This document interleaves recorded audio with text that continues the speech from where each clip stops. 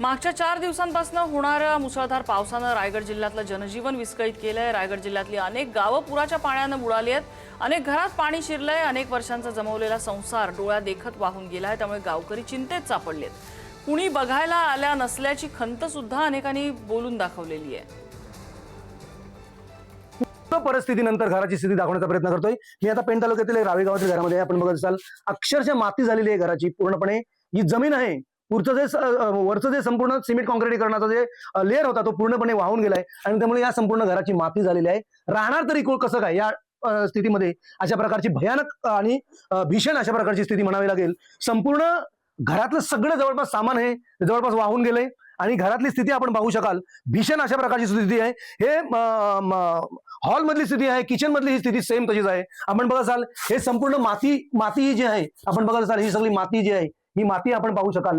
ही माती सगळी लागते। त्यामुळे या घरामध्ये कशा प्रकारे वास्तव्य करायचा हा गंभीर प्रश्न या निमित्ताने उपस्थित होतोय। हतबल इथले जे नागरिक आहेत हे प्रचंड आता टेन्शन मध्ये आहेत आपण म्हणूया त्यांना। काय किती मोठं नुकसान आहे? लय मोठा नुकसान झालेला आहे। आम्ही काय करायचं ना, आम्हाला सगळंच गेलं वाहून। त्याने काय आम्ही करायचं? अन्नधान्य नाहीच आमच्या घरी हल्ली रेला, का आमचा मालाव नाही, काहीच नाही रेला। कसं काय आम्ही करायचं ना, काय खावाचा? कोण आला होता? कोण नाही आलेला इथं बघायला, कोणच नाही आलेला।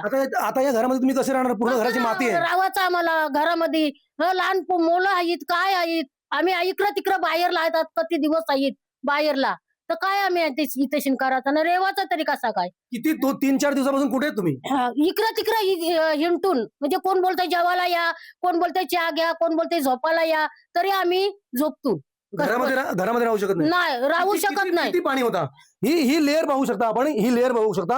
हे वास्तव आहे, भीषण वास्तव आहे। अशा इतक्या स्वरूपात म्हणजे कमरेच्या वर पाणी होतं। घराची पूर्णपणे राख रांगोळी झालेली, माती झालेली आहे आणि त्यामुळे भीषणता आहे। प्रशासनाचा कोणताही अधिकारी या ठिकाणी आलेला नाही, अशा प्रकारची जी वास्तव्यता आहे ती व्यक्त करताना दिसत आहेत।